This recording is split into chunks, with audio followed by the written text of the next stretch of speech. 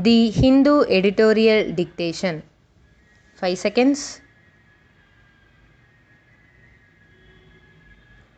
Comments. Misplaced concern. SC should not allow outrage industry to shape moves to tighten OTT content regulation.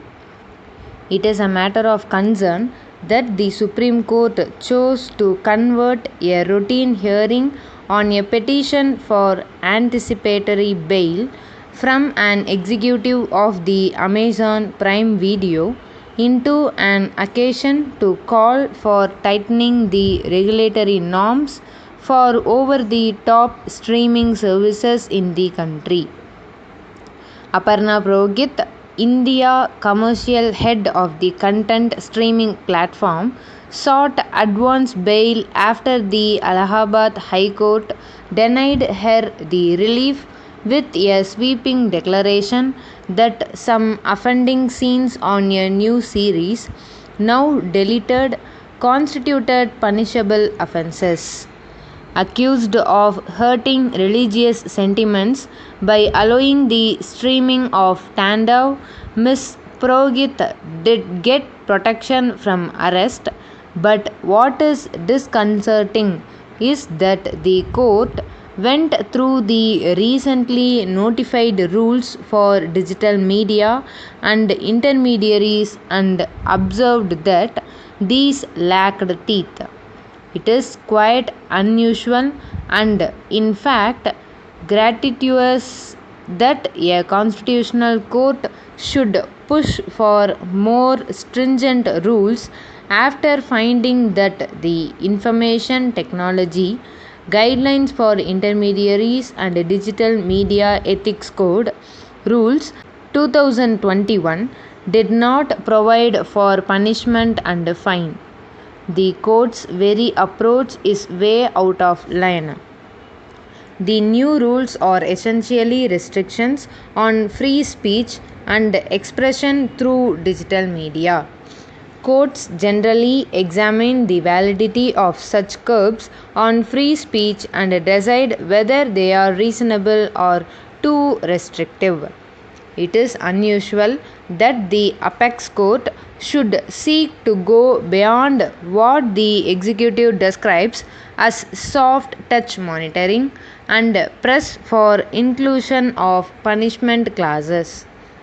The court seems to be concerned about obscenity and uncensored content on streaming services, the ostensible reason for its incursion into regulatory territory when there was no challenge to the new rules before it. When the matter is taken up again, the court should bestow attention on the High Court order that gave rise to the proceedings, an order that shows extraordinary zeal to protect religious sentiment. While refusing pre-arrest bail, the High Court has made an unusual claim that the title Tandav itself could hurt the sentiments of a majority of Indians because it is associated with Lord Shiva. It has observed that alluding to Lord Ram gaining popularity on social media is a reference to the Ayodhya dispute and therefore offensive.